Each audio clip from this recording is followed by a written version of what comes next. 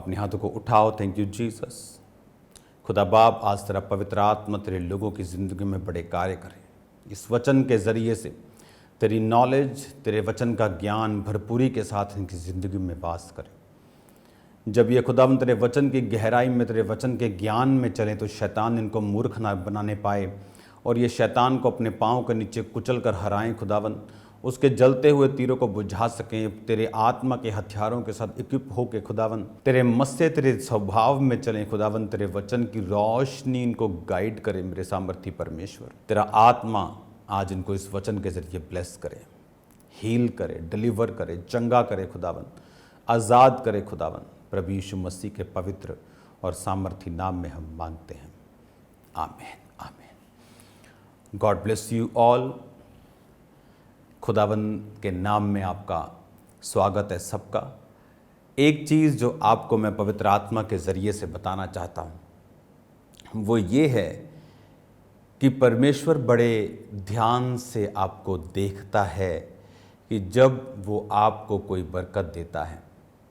जब परमेश्वर का आत्मा आपको कोई बरकत देता है, आपको स्पिरिट में, स्पिरिचुअल लाइफ में, फिज़िकल में, कोई फाइनेंस में बरकत देता है, तो वो बरकत देने के बाद आपके जो स्वभाव को, आपके एक्शंस को, मोटिव्स को चेक करता है।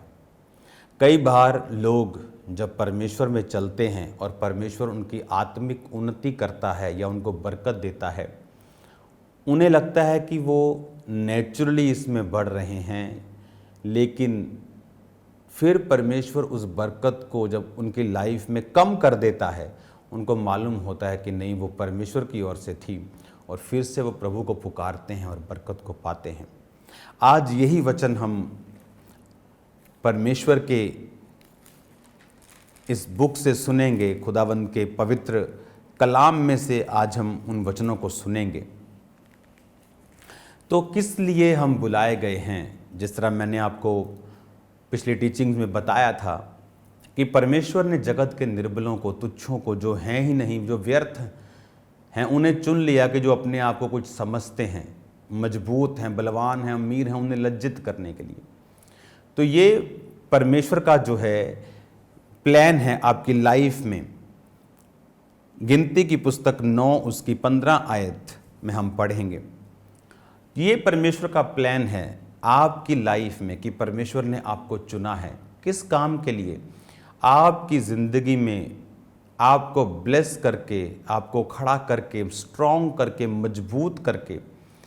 क्योंकि परमेश्वर अपनी ग्लोरी को, अपने आप को, अपनी उपस्थिति को दिखाना चाहता है। वो ये दिखाना चाहता है कि वो जीवित परमेश्वर है। वो ये चाहता है कि वो आपको इस्तेमाल करे, वो आपको यूज़ करे। बाइबल कहती है इज़राइलियों को परमेश्वर ने चुना ताकि सब लोग इज़राइलियों को देख के ये समझें कि हाँ, हमें जीवित परमेश्वर की ओर मुड़ना है। इज़राइलियों की लाइफ में परमेश्वर इस रीति के साथ काम करता था, तो उसने आपको भी इसी रीति के साथ काम करने के लिए चुना है। उसने आपको भी इसी रीति के साथ ब्लेस होने के लिए चुना है। अब गिनती 9 उसकी 15 आयत में लिखा, जिस दिन निवास जो साक्षी का तंबू भी कहलाता है खड़ा किया गया, उस दिन बादल उस पर छा गया और संध्या को वो निवास पर आग सा दिखाई दिया और भोर तक दिखाई देता रहा। ये कौन सा साक्षी का तंबू था? ये वही परमेश्वर का पहला भवन जो तंबू में था, मैं उसकी बात कर रहा हूँ। जो परमेश्वर ने मूसा को कहा था और मूसा को सारा डिज़ाइन समझाया था कि वो तंबू किस रीति का होगा।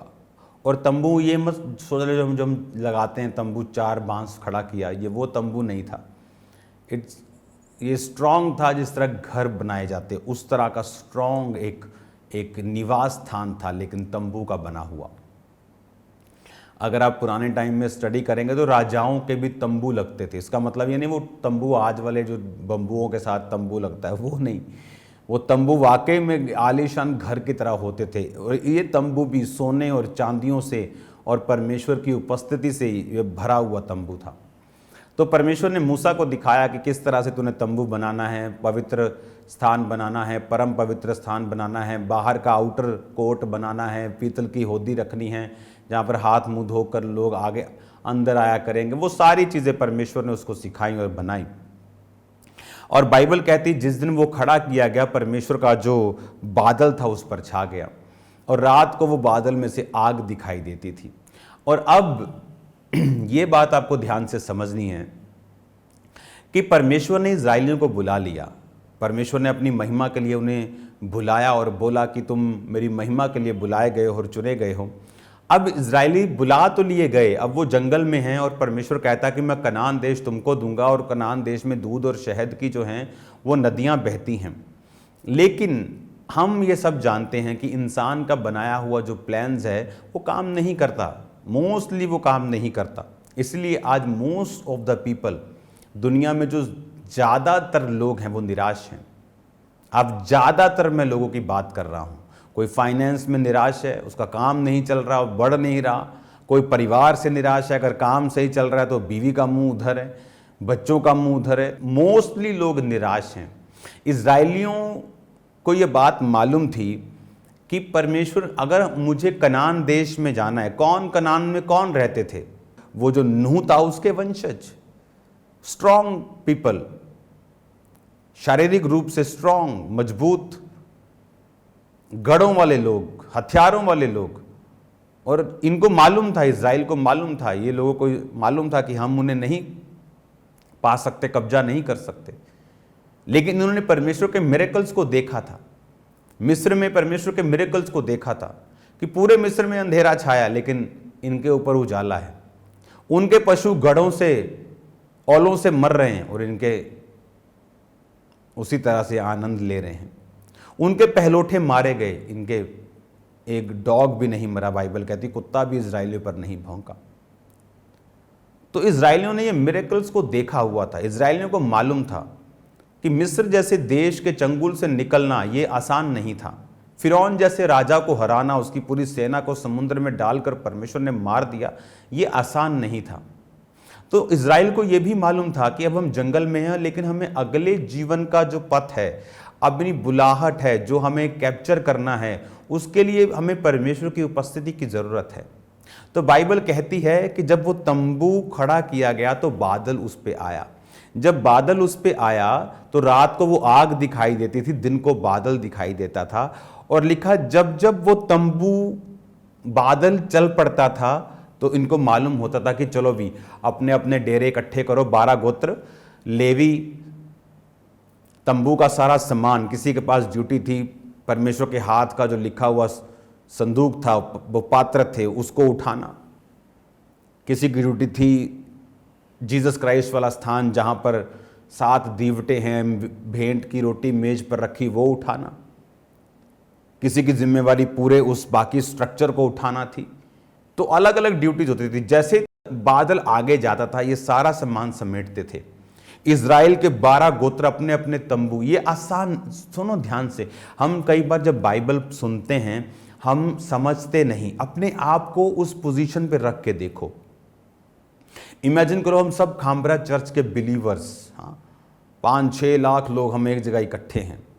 अब भूल जाओ अपने घरों को, सबके पास अपना अपना तंबू है, सबके पास अपने अपने जानवर हैं, सबके पास अपने अपना राशन, अपने अपने बर्तन, अपने बच्चे, अपने अपने भेड़ बकरियां, गाय बैल, मुर्गे मुर्गियां सब हैं। हाँ, और ऐसा नहीं था कि वो शाम तक चलते थे बाद में अपने घरों में चले जाते थे। लिखा वो पूरा सामान समेटते थे। हम उस आयत को मैं पढ़ूंगा।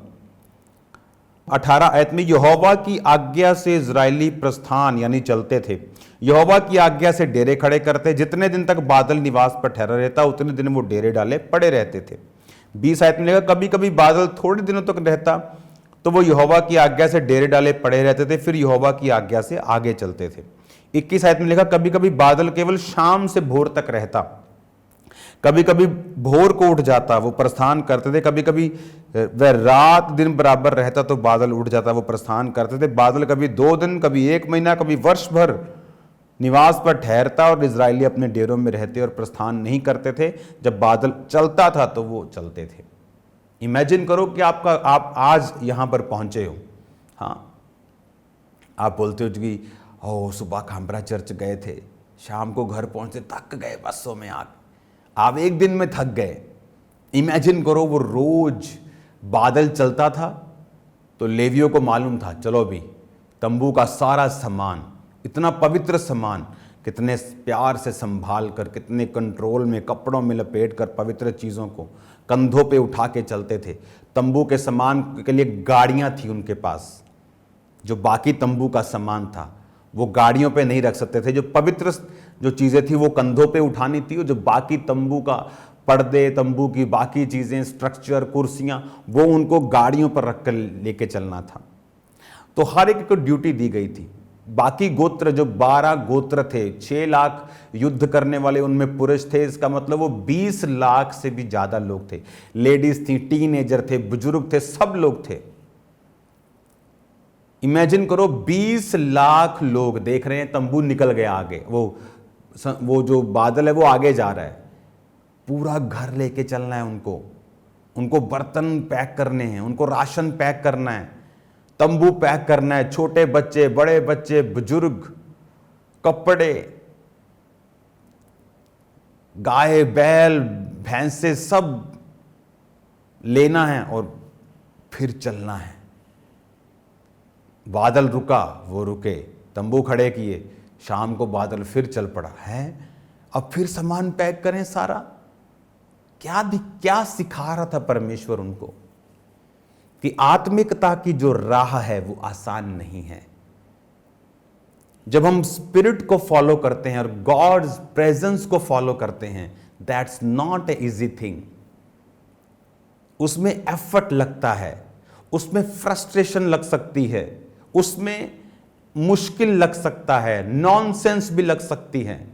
ये क्या बात है प्रभु, छोटे छोटे हमारे बच्चे हैं, शाम को तू आया, सुबह को तू फिर चल पड़ा, लिखा भोर को 4 बजे तड़के कि बादल देखा, बादल चल पड़ा, ओए बादल चल पड़ा, बादल चल पड़ा, चलो चलो उठो उठो, बच्चों को उठा रहे हैं, जानवरों को जहां जहां से बांधा हुआ इकट्ठा कर रहे हैं, बर्तन पैक कर रहे हैं, राशन पैक कर रहे हैं, तंबू पैक कर रहे हैं, लेवी अपना काम कर रहे हैं, गोत्र अपना काम कर रहे हैं, और पूरा 20 लाख 21-25 लाख का कुनबा, पूरा वो ताम झाम लेकर पूरे का पूरा देश जो है वो चल रहा है। कुछ देशों की जनसंख्या है ये, फुल देश की, और पूरा देश उस बादल के पीछे है।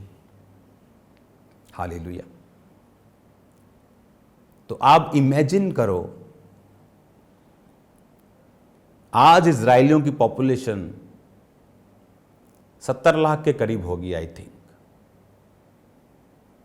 न्यूजीलैंड की पॉपुलेशन 55 लाख होगी आई थिंक, और ये भी 25 लाख 20-25 लाख लोग थे। रात को पैक किया सामान, सुबह परमेश्वर आया, रात को फिर निकल पड़ा बादल।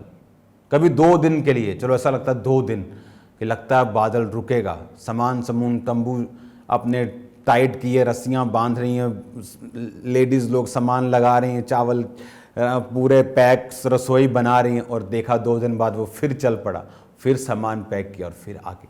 ये मुश्किल क्यों किया परमेश्वर ने? क्योंकि वो हमें सिखा रहा था। बाइबल कहती पुराना नियम हमें सिखाने के लिए, वो हमें सिखा रहा था कि तुम्हें अगर कनान देश यानी अपने वायदे के देश में अपने वायदे को पूरा होते हुए देखना है, जो आपकी लाइफ में परमेश्वर ने वायदा किया है, जो परमेश्वर ने आपको जिस मकसद के तहत बुलाया है, अगर तुम्हें उस मकसद को पूरा करना है तो तुम्हें मेरी प्रेजेंस को फॉलो करना पड़ेगा। वो आसान नहीं है। अपने टीवी प्रोग्राम्स फेवरेट को छोड़ देना, पार्टीज को ना जाना, मत्थे ना टेकना, जगह जगह लंगर प्रसाद ना, आसान नहीं है लोगों को नाराज करना। लेकिन हमें यह मालूम है कि वो प्रतिज्ञा का देश, वो ब्लेसिंग्स जो खुदा ने मेरे लिए सोची हैं, वो मैं नहीं पा सकता हूं अगर मैं उसकी प्रेजेंस में नहीं चलूंगा। आप जानते क्यों दाऊद ने कहा, हे प्रभु अपने पवित्र आत्मा को मुझसे अलग ना कर। जब हम भजन संहिता 51 उसकी 11 आयत पढ़ते हैं, मुझे अपने सामने से निकाल ना दे और अपने पवित्र आत्मा को मुझसे अलग ना कर। क्यों दाऊद ने कहा अपनी प्रेजेंस को, पवित्र आत्मा को मुझसे अलग ना कर? क्योंकि जितनी लड़ाइयां दाऊद ने लड़ी और जीती, वो सारी पवित्र आत्मा की हुजूरी की वजह से थी। पवित्र आत्मा कई बार उसे योजना बताता था कि इस तरफ से घेरा डालना है, अगले युद्ध में वो फिर जाता था, घेरा डालने लगता था। परमेश्वर बोलता है, पिछले युद्ध में तुम्हें घेरा डालने के लिए बोला था, अब तुम्हें मैं घेरा डालने के लिए नहीं बोल रहा हूं, पीछे से जा, सामने से जा, साइडों से जा, थोड़े लोग इधर से अटैक करो, बाकी लोग पीछे से। हर युद्ध में परमेश्वर उसको अलग योजना देता था। और जब उसने पाप किया और परमेश्वर के बादल उसकी जिंदगी से हट गया, तो उसको मालूम था कि मैं जीत रहा हूं क्योंकि बादल, पवित्र आत्मा मेरे ऊपर है, पवित्र आत्मा मेरे साथ है। इसलिए उसने कहा, प्रभु अपने पवित्र आत्मा को मुझसे अलग न कर, और वो परमेश्वर से अपने गुनाहों की क्षमा को मांगता रहा। हालेलुया। तो ये चीज आपको समझ होनी चाहिए कि परमेश्वर जो है वो आपको बरकत देना चाहता है। प्रतिज्ञाओं जो आपकी लाइफ में इंडिविजुअली परमेश्वर सोचता है कि मैं तुमको ये पोजीशन दूंगा, इस प्रकार की सेवकाई दूंगा, इस प्रकार का तुम्हें मैं आनंद दूंगा, इस प्रकार का परिवार दूंगा, इस प्रकार का फाइनेंस दूंगा, उसे पाने के लिए आप जानते हैं आपका प्लान कुछ काम नहीं करेगा। वो जीरो है, गार्बेज है, रबिश है, वेस्ट है। वो प्लान काम करेगा परमेश्वर का, लेकिन परमेश्वर का प्लान, अगर प्रभु की प्रेजेंस आपकी लाइफ में है तो आप कामयाब हैं, आप कुछ भी कर लें, कपड़ा कर लें, कुछ भी कर लें। लेकिन अगर परमेश्वर की प्रेजेंस जब एक व्यक्ति की लाइफ में नहीं होती, वो अनश्योर है, कामयाब होगा नहीं होगा, कितने दिन तक रहेगा, और कौन कौन सी दिक्कतों के साथ वो होगा, ये हम नहीं जानते। उसी तरह से अगर मुझे ये मालूम है कि प्रभु ने मुझे एक बड़े मकसद के लिए और ऐसी ब्लेसिंग देने के लिए चुना है कि ब्लेसिंग वाले भी अपने आप को शर्मिंदगी महसूस करेंगे, तो आपको ये याद रखना है कि रास्ता परमेश्वर बताएगा। आपका सोचा हुआ श्योर रास्ता गलत हो सकता है और भटकाने वाला हो सकता है। इसलिए कि आप परमेश्वर के बताए हुए रास्तों पर चल पाएं, आपको परमेश्वर की प्रेजेंस के ऊपर निर्भर रहना है। हालेलुया। एक दिन मैं खुदावन से बात कर रहा था, परमेश्वर मुझे गाइड कर, मुझे गाइड कर, मैं इस मिनिस्ट्री को आगे किस तरह से लेके जाऊं। आप जो आज देख रहे हैं ना कि स्क्रीन पर लाखों लोग बैठकर सुनते हैं, पास्टर्स हैरान होते हैं, विरोध करते हैं, स्क्रीन पर कैसे हो सकता है। अरे भाई, पौलुस होता तो कहाँ होता, आज पौलुस प्रीच कर रहा होता और सारिया कुरंथिया, सारा रोमियो उसे स्क्रीन पर देख रहा होता। दैट्स द बेस्ट वे कि अगर आप डायरेक्ट अपने लोगों से बात कर सकते हैं और इस गहराई का वचन दे सकते हैं तो क्यों नहीं। और कलीसिया का मकसद क्या है? क्या हम उन्हें बाबाओं की तरह मिल मिल कर हाथ रखकर उन्हें उस तरह का बनाना चाहते हैं, या हम उन्हें वचन देकर परमेश्वर के साथ उनका मेल मिलाप करवाकर उन्हें स्ट्रॉन्ग करना चाहते हैं? हालेलुया। अगर आप सुन सकते हैं खुदा क्या कह रहा है, आप ले सकते हैं सब कुछ जो परमेश्वर आपको देना चाहता है। तो मैं प्रेयर कर रहा था, परमेश्वर मुझे गाइड कर, मुझे गाइड कर, मुझे गाइड कर, मेरी अगुवाई कर परमेश्वर। और मैं एक जगह पहुंचा, मैंने कहा मैं बाहर जाकर प्रेयर करूंगा, अपने घर से बाहर जाकर। और मैं एक जंगली स्थान पे था, पहाड़ों की साइड पे, हिमाचल वाली साइड पे, और खड्ड के नीचे मैं चला गया। से खड्डे होती हैं वहाँ पे, यहाँ जानवर सब होते हैं। वो खड्ड के नीचे मैं गया और मैं वहाँ पर बैठकर प्रेयर करने लगा, परमेश्वर मेरी अगुवाई कर। अब मैं अलग दुनिया से अलग होकर यहाँ आया हूँ, कोई फ़ोन नहीं, कोई टावर नहीं चलता, कुछ नहीं, मेरी अगुवाई कर। और वहाँ पर परमेश्वर ने मेरी अगुवाई की थी और विज़न दिया था कि तू एक जगह बैठा करेगा और लोग तुझे स्क्रीन्स पर देखा करेंगे। हालेलुया। और इमेजिन करो, जो अपोस्टलिक सेवकाई प्रभु ने मुझे दी और लोग आज उसे फॉलो कर रहे हैं। और वो कहाँ का विज़न था? वो एक विज़न था जो परमेश्वर ने मुझे दिया था। सो ऐसी बहुत सी चीज़ें हैं जो खुदा आपको देना चाहता है, लेकिन वो मिलेंगी कैसे? जब आप उसकी प्रेजेंस के नीचे रहेंगे। खुदावंद धीरे धीरे वो आप पर जाहिर करेगा, एकदम से नहीं। उसे सालों लग सकते हैं, लेकिन जब आप उस पोजीशन पे पहुंच चुके होंगे, आप देखेंगे कि आप अलग हैं, आप ब्लेस्ड हैं, मोर देन ब्लेस्ड हैं, बियॉन्ड कंपटीशन हैं। आपको समझ आएगा। इस वचन को मैं कंटिन्यू करूंगा फिर से, ताकि मैं आपको समझा सकूं कि उसके बादल के चलने का रीज़न क्या था और उसमें रहने का कारण हमारा क्या है। God bless you all. शाम को प्रार्थना पहाड़ की प्रेयर्स को करना नहीं भूलना, वो आपको सेम नहीं रहने देंगी। तैयार रहो यीशु मसीह के नाम में, आप सेम नहीं होंगे, आपकी लाइफ सेम नहीं है, आप ब्लेस्ड हैं यीशु के नाम में। मैं आपको परमेश्वर की ग्रेस में छोड़ता हूँ, आप सेम नहीं हैं। अपने हाथों को उठाओ। God bless you all. खुदा बाप का रूह आपको बरकत दे, आशीष दे, आपको आगे लेके जाए, आप सेम न रहें। प्रभु यीशु के नाम में शैतान की योजनाएं नाश हो। खुदा बाप आज जितने शाम को प्रार्थना पहाड़ की प्रेयर्स के साथ जुड़े, अजीब ग्लोरियस एक्सपीरियंस आज इनको ऐसा कभी ना इन्होंने देखा हो जो आज ये देखें। यीशु के नाम में हम मांगते हैं।